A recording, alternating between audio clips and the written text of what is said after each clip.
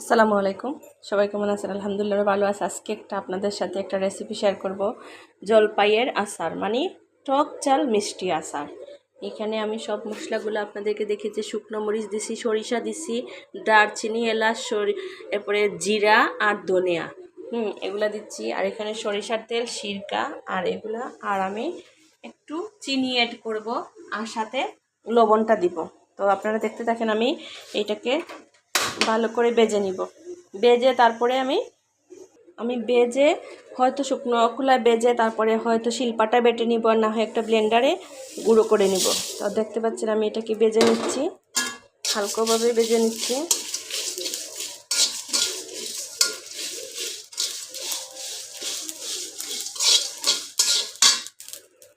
তো আমার হালকাভাবে ভাজা শেষ। তো আমি এটাকে এভাবে এই যে এটাতে নিয়ে নিলাম।